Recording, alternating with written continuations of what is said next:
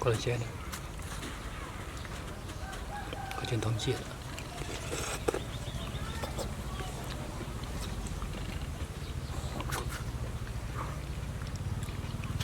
bạn chạm vô tới cho hỏi xây ở chiết là sẽ tú được có máu nở cá bạn mình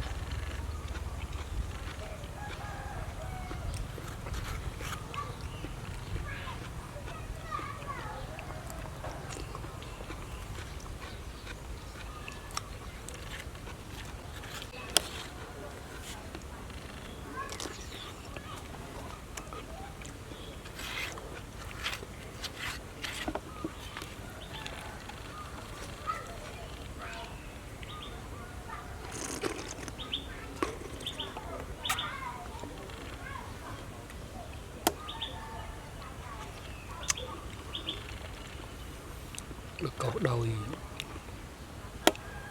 khiêu riêng là bình tích tích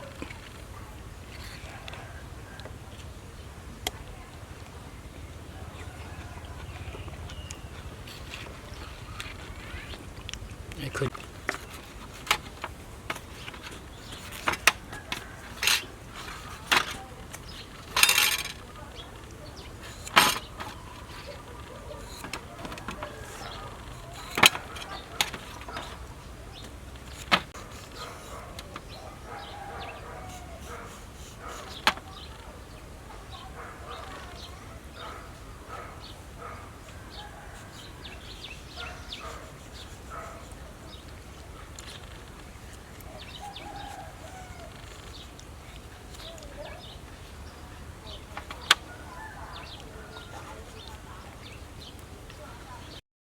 chấm riệp xua bong bồn từng ở kiaนี่ai videoได้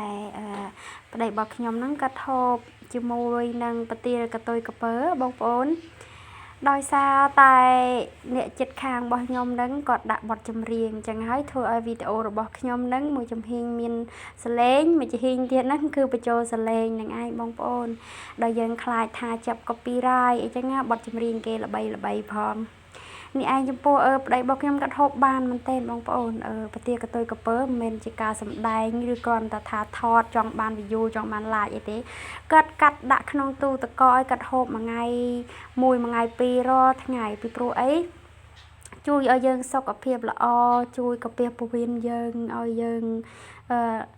មានសំណើមមានអីសាច់ឈាមយើងអីចឹងណាបងប្អូនទោះបីតែកាត់ខ្មៅមែនប៉ុន្តែពេលដែលកាត់ហូបហ្នឹងទៅធ្វើឲ្យសុខភាពរបស់យើងល្អហ្នឹងឯងហើយកូនខ្ញុំក៏ចូលចិត្តដែរបងប្អូនកូនខ្ញុំវត្តតី